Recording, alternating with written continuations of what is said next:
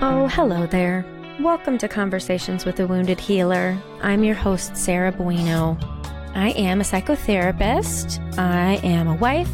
I am a dog mom. I'm an Aquarius sun sign, Libra rising, Aries moon. I don't really exactly know what all of that means, but I want to know what all of it means. So I don't know. I just wanted to share that with you.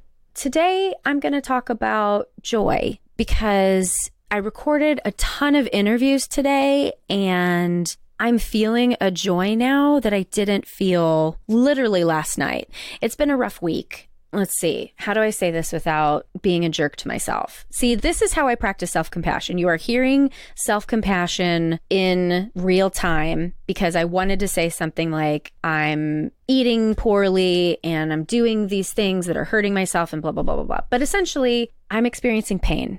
Right? Like that's the plain truth of it. I've been experiencing a lot of pain this week and it's almost easier when the pain is like serious, right? Like when you're like, oh, there's death and destruction and breakups and and when that happens, it's almost easier to point to that pain and be like, look at the reasons I'm suffering. But the pain that I've been experiencing this week has been a lot of it due to my developmental trauma.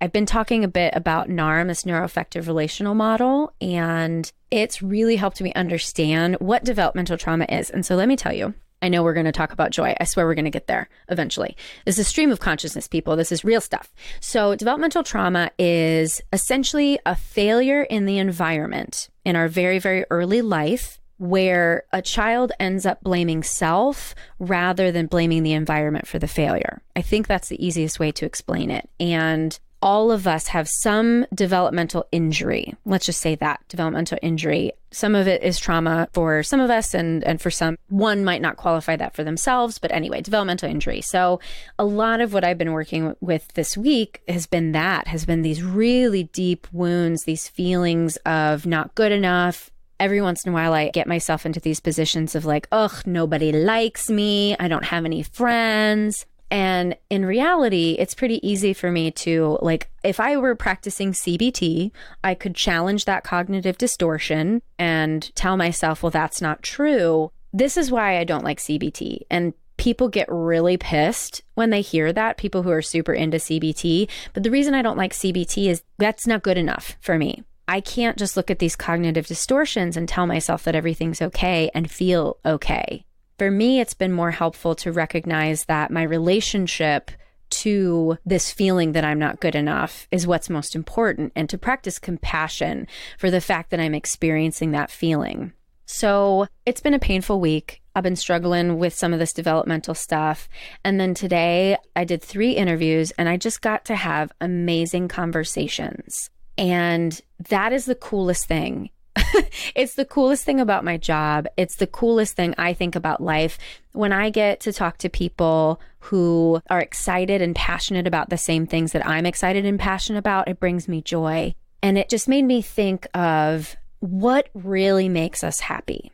Let's differentiate happiness and joy. I think they're 2 different things. And I don't know whether this would bear out in any sort of research or whatever, but this is the way I look at it. I look at happiness as a product of something exciting, right? So happiness to me is birthdays and Christmas and this vacation you're excited to have and this meal you're excited to eat or something like that. So happiness is something that's tied to like an external circumstance. And I feel like joy is the product of gratitude, of really tapping into what makes your soul sing. And that's what happened for me today. I got to have 3 really deep, meaningful, spiritually fulfilling conversations that not only made me feel connected to the people that I was talking to, but it made me feel connected to myself. And I think as I'm learning more about this developmental trauma and the healing that needs to happen in order for that trauma to not take over so easily, is that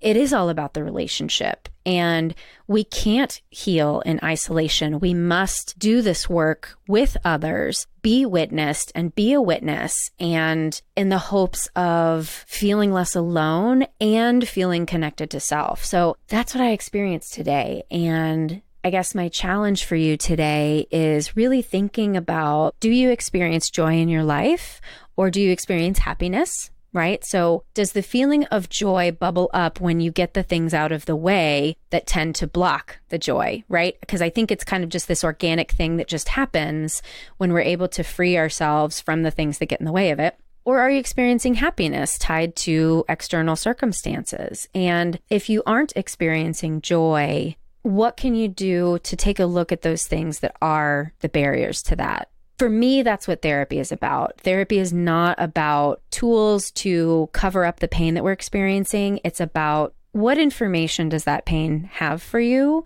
and what has it created and how can we shift that relationship to that pain?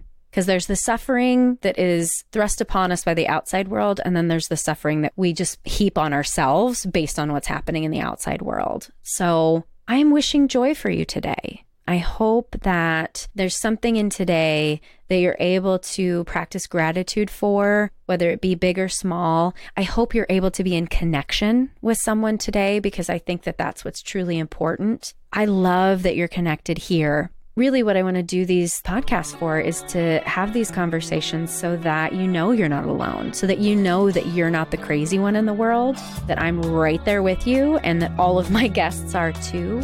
So cheers to joy and cheers to connection. I think that's all I've got for today. Thank you, as always, to Andrea Klunder and the Creative Imposter Studios for editing, to Liam O'Donnell for the album art, and to Ben Mueller for our theme music.